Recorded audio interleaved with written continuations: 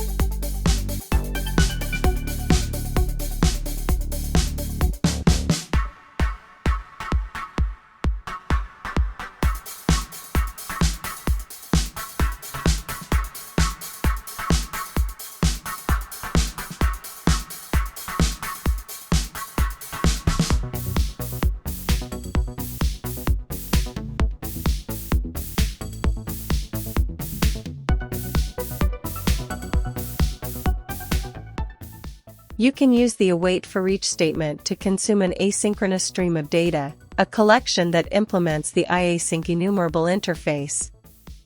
Each iteration of the loop can be suspended while awaiting the next element, allowing for asynchronous retrieval of items.